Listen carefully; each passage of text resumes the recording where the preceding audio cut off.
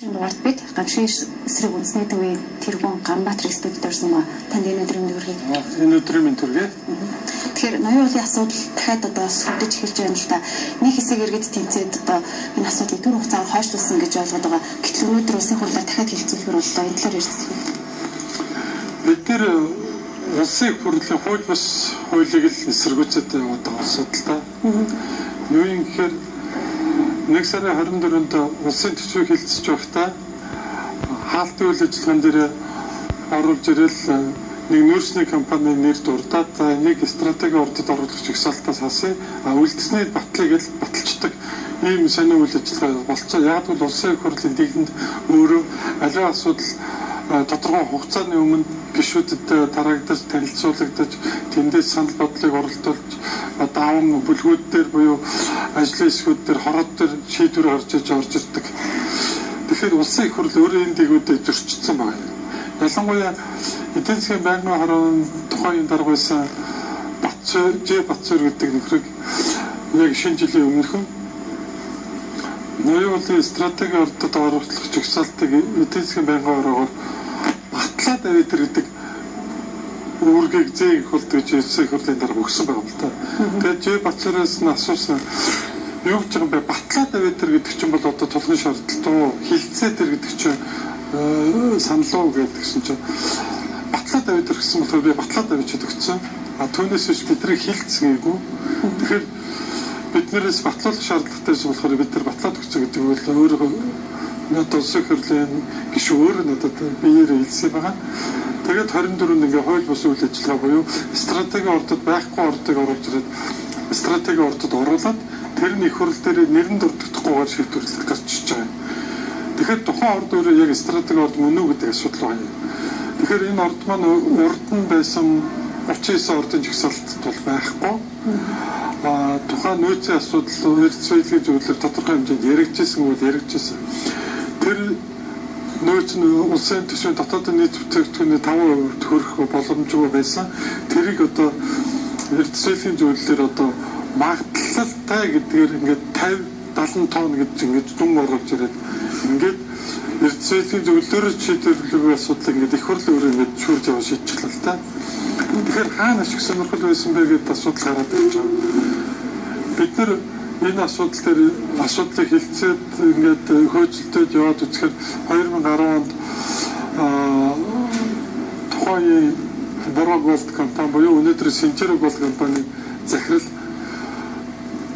тухайн урд газар маань урт нэртэй хуульд ороод хориг тавигдсан үед ялангуяа яг гоцортой ордын тэн дээр очиод газар дээр ТВ-ийн сэтгүүлч нарт албан ёсоор хэлжсэн байна. Энэ урд маань ингээд урт нэртэй хуульд одоо хязгаарлалтанд ороод явагдах боломжгүй боллоо. Та нар энийг юу гэж бодож байна гэсэн асуултанд бид улсын их хурлд лобби бүлэг байгуулсан. Ямар ч байсан тухайн ордыг стратеги ордод оруулж ашиглах ийм лоббиг хийнэ. Тэгэхээр бид нар энэ дээр баш эрчимтэй ажиллаж байгаа гэж 2010 онд хийсэн үйл ажиллагаа өнөөдөр биелэлээ болж байгаа нь өөрөө захиалах засгийн газар байгааг л гэрчилж байгаа юм л та. Тэгэхээр бид нар эрх зүйн төр маань өөрөө ийм одоо чадамжгүй бусдын аялалтанд тагсан харуулаар үйл ажиллагаа явуулдаг юм байна гэдгийг ингээд баталчихлаа. Тэгэхээр энийгээ засаач гэдэг шаардлага иргэний нийгмийн байгууллагууд удаатаараа тавьсан үйлчлэг болох хэмжээний өрсөлдөөн үйл ажиллагаа явуулсан. Гэтэл бүр эсрэгээр нэгэнт буруу гарсан шийдвэр дээр хувь эзэмшлийн тухай тогтоол хэлцээд ороод ирж байгаа. Их хурл дээр. Энэ үед нь нийт 47 гишүүн байсан 25 нь энэ үрдээс явж болохгүй юм байна гэдгээр эсрэг конвертарч 22 хүн буюу арчснаа мардаа намын нэр бүхий гишүүд энэ асуудлыг дэмжиж конвертараад олонхын саналаар энэ асуудал унсан байна. Тэгээ их хурлаас нэг засгийн газар дахин хэлэлцүүлэлт бэлтгэж буцааж засгийн газарт өгсөн. Засгийн газар нь дахиад хэлэлцүүлэлт оруулсныг бол оруулаагүй. Дахиад нөгөө бүлэг хороодоо энэ асуудлыг хэлэлцэж явах хэрэгтэй байдал чинь байхгүй яваад байна. Тэгчээд сая энэ 7 хоног болохоор засгийн газрын ээлж тус оролдоо би оролдуулангуудлаа тэн дээр иржсэн энэ урддаг яаралтай өргөн баригддаг шийдвэр гаргаад одоо маргааш өглөө улсын их хурлд өргөн баригдах гэж байна л та. Тэгэхээр иргэний нийгмийн байгууллага энэ асуудлыг л хууль эрх зүйн хүрээнд үндсэн хуулийн эрүүл аюулгүй орчин гэсэн тэр үндсэн үзэл баримталтаа нийцүүлэн шийдэж л гэдэг шаардлагыг тавьж байгаа. Асуулт байна л да. Тэгэхээр иргэний нийгмийн байгууллагууд энэ асуудал дээр тэмцэж байна гэж та гэлээ. Гэхдээ өмнөх одоо эсэргүүцэлтэр бол тодорхой хэмжээний хэдийн иргэд бас жагссан байгаа, өрссөн байгаа. Нөгөө жагссан хүмүүс чинь захиалгаар одоо өрссөн гэсэн ийм мэдээлэл гараад нөгөө ноён уулыг ухуулахгүй байх эсрэг байсан иргэдийн сэтгэл зүйн хүртэл өөрчлөгдөд ирсэн шүү дээ. Тэгэхээр одоо ингээд тэмцээд ахаад одоо бас чагсаал цуглаан хийх асуудал яригдаж байна л да.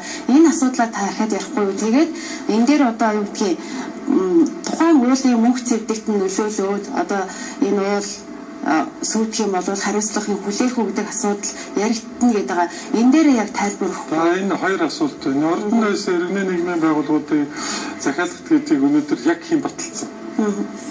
Би тэрийг өнөөдөр устгуулж хараагүй байгаа. Тухайн энэ асуудлыг ноён уулын аврыг хөдөлгөөний цэрэг найдварлагч бид нэр ялангуяа гадаад байдаг Мандлын эко клубын оюутан залуучуудын хүсэлтээр 1 сарын 13-наас хэвлэлийн баг хурлууд нийгэмд энэ асуудал ийм эрчимтэйгээр танилцуулсан. Биднийг дэмжиж иргэний нийгмийн байгууллага гэсэн тодорхой төрлийн бас байгууллагууд тодорхой нэгдлүүд орж ирсэн. Дэмжсэн үйл ажиллагааны хүрээд тэд нар маань бие даасан эсэргүүцлийн үйл ажиллагаа явуулсан. Энэ бол биднийг дэмжиж орж ирсэн нэгдсэн бодлого руу чиглэсэн өөр арга барилыг тэмцэлтэй арга замаа сонгосон. Тухайн нөхдүүд маань өнөөдөр энэ асуудлаар эсрэг байс өртөйгөл байгаа гэж би үзэж байгаа. Бидний асуудлын цөм маань өөрөө ноён уулаа авч үлдэх болохоос биш тэмцлийн арга замаа өөр өөрсдийнхөө тэр прагматик зарчмаараа л явж байгаа шүү дээ. Тэгэхээр бусдын өмнөөс би хариулах хэрэг байхгүй. Тэрийг нийгэм өөрөө хардах хэрэг байгаа. Тэгэхдээ хэн баталсан бэ гэдгийг өнөөдөр хийж харж тавиаг байна. Хүн өөрийнхөө эрүүл мэндээр шүү. Захиалгт үйл ажиллагаа явуулж хэдэн төрөний төлөө элэг уушиг өөрөө мөнхийн сэвтэй болохыг хүсэхгүй. Тэгэхээр энэ асуудлыг бол би зүгээр сөрөг талын байр суурь буюу захиалгт одоо PR ажиллагааг иргэний нийгмийн байгууллагын үзэл баримтлалыг сөрөг тал руу тавихыг л хүсье. Хичээс улсууд бүр захиалгах төрийн бас байгууллагуудад одонд нь ороод ирсэн байгаа шүү дээ. Энэ бол ингээд тэмцлийг л одоо бүх шатанд донд нь ингээд шургуулах маягаар ч гэсэн хийж эхэлж байгаа нэг шинжилтэй. Гол нь бид нар ганц үзэл баримтлал дээр нэгж байгаа. Ялангуяа анх эхэлсэн улсууд бол Мандлын эко клуб, ноён уулын аврын хөдөлгөөн, амжихын эсрэг үндэсний төвөөс ердөөсөө л энэ бүх эрсдлүүдийг цаг тухай бүрэн гаргаж тавиад засгийн газар энийг шийдвэрлэх гэж оролдоод оролдлого нь өөрөө бас захиалгаар буруу дүн гаргаад байна л гэдэг асуудал байна. Тэгэхээр ноён уул аварж үлдэхийн тулд бидний гаргаж ирсэн өнөөдөр экологийн өөрчлөлт буюу мөн тэнд цэвдгийн нөлөөлөл ялангуяа нийгэм эдийн засгийн сөрөг нөлөөллийг л бид нар гаргаж тавиад байгаа. Энэ бүгдээр засгийн газар нэг дөрөс хэсэг ажил хийлээ. Тэрийг би тодорхой хэлж чадна. Яг л засгийн газраас гаргасан ажлын хэсэг маань одоо боловсролын сайдын удирдлагын дор явж байгаа. Тэр нөхдүүд бол яг ноён уулын нөлөөлөх байдлын үнэлгээг өөрсдийнхөө төвшөнд хийгээд байгаа болохоос яг нийгэм эдийн засгийн нөлөөллийн байдлыг одоо л гарч ирсэйгүй нийгэм танилцуулаагүй дээр нь хийж байгаа ажлаа одоо маргааш тэр их хурлд танилцуулах нь л дээ. Тэр нь мэдээж эргээ танилцуулахад нөгөө их хурлын гишүүд нь одоо конопт арах хэвээр бэлтгэл тийм захиалгат бүлэглэл явсан гэж үзэж байгаа. Тэгэхээр би энэ иргэний нийгмийн байр суурьнаас тодорхой жишээ хэлье. Яг бол сая өнгөрсөн өчигдөр ч гэсэн мэдээлэлээр гараад ирсэн ноён уулын тусгай хамгаалалтын газар нэгтгэд бүртгэж авахаар боллоо. Тэгэхээр маш богинохон хугацаанд гэхдээ нэг үг байгаа тэр дотор хил хязгаарыг хавсгалтын журмын дагуу батлаа гэж. Тэр нь өөрөө ноён уулыг оруулаад баруун талаар нь гацууртай ордоо тойруулаад урдуур нь зүүн тийшээ явуулаад ингээд ноён уулынхаа урд нөгөө сүжигтэй амын бонгот дээр хамааруулж байгаа. Тэр дотроо ингээд ухсан одоо ингээд дотгошоо ухсан маягаар нөгөө гацууртай ордоо үлдээж байгаа байхгүй юу? Тэрийг одоо маргааш танилцуулах хангалттай бас. Тэгэхээр юмны нүдийг бусдаас нь өөрөөр ухаж үлдээж болохгүй. Тэр гол цөмөн нь өөрөө гацууртай орд дээр ноён уулын одоо цэвдгийн экосистем байгаамаа. Тэгэхээр тэр хоёул хэсэг хугацааны дараа эргээ ярьж байна. Штэ та түрүүнд бас ярьж байгаа одоо энэ тэр ярилцлагыг соёлоо одоо өргөжлүүлэе гэж бодож байна. Гэхдээ энэ дээр нөгөө манай улсын байгаль орчны үнэлгээ хийж байгаа нөгөө тэр газар нь одоо юу гэдгийг судлаачид эрдэмт шинжилгээний ажилтнууд тэр ноён уул аварч хамгаалах гэж үлддэг зорж байгаа хүмүүсийн тэр үнэлгээтэй яагаад ингэ зөрөөд идэх юм лөө энэ дээр тас тайлбар. Энэ хоёр асуудал дээр бид тэр нийгэм эдийн засгийн сөрөг үр нөлөөг нэгдүгээр үзэж байгаа. Хоёрдугаар байгаль орчны наривчлсан үнэлгээ буюу экосистемийн нөлөөлөх байдлын үнэлгээ гэдгийг хоёрдугаар үзэж байгаа. Тэгэхээр нийгэм эдийн засгийн сөрөг нөлөө гэдэг маань өөрөө биднээсээ илүү дэлхийн нийтэд асуудалтай байна. Ялангуяа төрч ёсны 2220 жилийн түүхийн өвийн буюу төрч улсын анхны үлгий болсон тэр хүнүүгийн бунхад маань өөрөө эрсдэлд орчиж байгаа юм аа гэдэг асуудал байна. Тэгэхээр нэг бунхан онгоолгоод тэндээс бид нар энэ 2220 жилийнхаа түүхийг зүгээр л уншиж бичиж чадчих. Ахад тэрнээс цаана тэр дотор нэгдүгээр хичнээн түүх байгаа юм. Тэгэхээр 526 булшнаас дөнгөж нэг 6-гийн нэгэд нийт 24 бунхан хөндөгдсөн байгаа шүү дээ. Тэгээд тэр цаад 7500-аад бунхныг тэнд байгаа шинж тэмдгийг бүгдийг бүх шатандаа тогтооцсон мөртлөө нөлөөлөх байдал байхгүй гэж яриад байгаа юм нь тэр гацууртын ордын өөрийнх нь нөгөө хүдрийг босоо тогтолцох юм нь байгаа юм. Борог бол хэвтэ тогтолцолт хийсэн газар. Гацууртын орд бол тэр алт маань өөрөө чулуулгын ордонд босоо тогтолцоо буюу нийт газрын гүнлүү 230-аас 510 м хүртэл ухаж авах тийм тогтцсон. Яг зураглалаараа бол 1100 м ухах тийм алт тэр босоо судлаар тогтцсон байдаг. Тэгэхээр нэг асуудал байна. Ноён уулын өндөр маань өөрөө хэд вүлээ? 1717 м өндөр. Түүний тал илүү ухагдчихаар тэр ямар айсав газар болох вэ? Хоёрдугаар тусгай хамгаалалтын газар нутгаар хилийн ил байгаа одоо байгаль орчны газар нутгийн ил байгааг ингээд хил хязгаар татаж болно. Газрын гүний тэр хязгааргүй үйлчлэлийг яаж тооцох юм? Тэгэхээр тэр босоо тогтцоо тэр чулуулын маань өөрөө ингээд цэвдгээ алдчихаар тэндээс дамждаг тэр бос нөгөө голын айс авийн цэвдгийн нөгөө төвшингийн систем гэж юм өөрөө ундааш уналт гэдэг юм үүсчихэж байгаа. Энийг дэлхийн нийт өөрөө баталсан. Юу юм гэхээр газар хөдлөлтийн 50% илүү нь уул уурхаагаас болдго юм байна.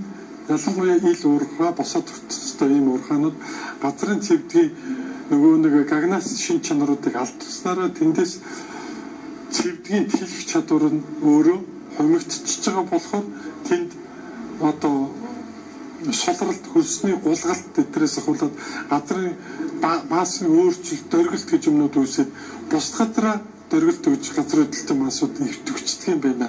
Энийг өнөөдөр тогтооцсон дэлхийн нийт энийг Монголын энэ шинжлэх ухаан мэддэг боловч ярьдаггүй, хүлээн зөвшөөрдөггүй төр цэцэг байгаа болохоор. Тэгэхээр эрдэмтдээ энэ маасыг бас хүлээж авахгүй байна. Археологчид гэдэг улсууд маань газрын хөрсөн дээр байгаа шинж тэмдэг буюу тэрний дооргоо 10-20 м хүртэлх тэр шинж тэмдгийг газрын тэмдгээр тодорхойлдог болсон. Тэгэхээр тэд нар 500-аад шинж тэмдэг байна гэдгээ тогтоочоод гацууртын ордод байхгүй гэж хэлчихэд гацууртын ордоос хүнүүгийн бос хүртэлх байгаа тэр 3200-аас 5200 м-ийн зайд байгаа бусад шинж тэмдэг, илрээгүй шинж тэмдгүүдийг хүлээн зөвшөөрөхгүй яриад байгаа л нийгмийн сэтгэл зүйн маасыг өөрчлөлт байгаа юм л да. За тэгэхээр борог буюу өнөөдөр Синтерэг болтын ойгүй үйл ажиллагааг энэ дээр ярих хэрэгтэй. Яагаад гэвэл өнөөдөр энэ компани Киргизийг газрын өрсөлдөөс тодорхой хэмжээгээр ардчихлаа. Хоёр ерөнхийлөгч 8 улс төрчиг шоронгийн хатаас болгочихлоо. Тэгэхээр өнөөдөр энэ байгаа улс төрчид эдгэртэй сүлбэлдээд тэр ирээдүйгээс өөрсөндөө зөвлөх хэрэггүй л гэж хэлмээр. Яг тэгвэл дампуурж байгаа компани өнөөдөр хөгжиж байгаа орны улс төрчдийг худалдаж авч ойгүй үйл ажиллагаагаа хийдэг дэлхийн нийтээр хүлээн зөвшөөрсөн. Тэгэхээр энэ маасыг бид нар хөдлөхгүй. Ялангуяа түүхийн соёлоо хөндөөлөхгүй. Дээр нь төмний шүтэн бас ноён оргилоо тэгж өнчрүүлэхгүй. Яг бол ноён ориглын өөрөө ордынхоо хой талд нөгөө түүхэн бунхнууд ч ордынхоо баруун урталт байгаа юм. Тэгэхээр дундуур нь ингээд гацууртай ордог ухаад авчих нь л дээ. Тэгэхээр тэндээс бид нар ноён уулаа алдчихж байгаа, дээр нь бунхтаа алдчихж байгаа. Тэгэхээр өнөөдрийн гарч ирсэн дүгнэлтүүд маань нэг ашиг сонирхолтой.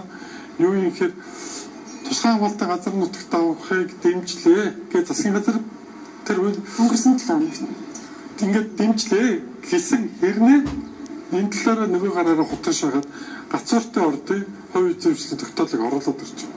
Тэгэхээр би нэг юм энд дахиад хэлье. Гацууртай ордод хувь эзэмшил байдгаа анхны 1 сарын 24-ний хууль бус үйл ажиллагаагаар янзлахаа бод. Хэрвээ одоо үүнээс хойш хувь эзэмшлийн одоо тогтоол орж ирээд нийгэмд үүсэх сөрөг үр дагаврыг бид биш тэр конорт асан нөхдүүд энэ засгийн газар хариуцна. Яг тэгвэл өнөөдөр ноён уулынхаа төлөө өнөөдөр тэнд ноён уулын аврын хөдөлгөөний цэрнэд үдэгч одоо тэр араас нь хөндлөхөд хөдөлгөөний тоглоомцсон. Тэр ахуулаад тэр орон нутгийг хөгшчүүл тэнд байгаа залуучууд эко клубын залуучууд ялангуяа нийгмийн сүлжээ дэх энэ боловсралтай залуучууд бүгд энэ эрсдлийг ойлгоод ердөөсөө сөрөг байр суурьтай байгаа гэдгийг энэ засгийн газар хүлээн зөвшөөрөхгүй. Яагаад гэхээр эдийн засгийн өнөөдөр хямрал гэдэг юм буюу захиалгат эдийн засгийн хямрал үүсгэсэн. Энийг аргалахын тулд нөхдөд улаарын одоо орд газруудыг гадныханд өгч эхэллээ л дээ. Энэ бол дандаа төр зүрийн амь аргацаас асуудал. Тэгэхээр би нэг юм хэлье. Гацууртай ордын техник эдийн засгийн үндэслэлээр Монгол улсын хэмжээнд 9-10 жилийн дотор $200 сая өрөөс буюу $70 сая өр өгөөж өгнө гэж байна. Тэгэхээр одоо Монголоо гэсэн сэтгэлтэй буурлууд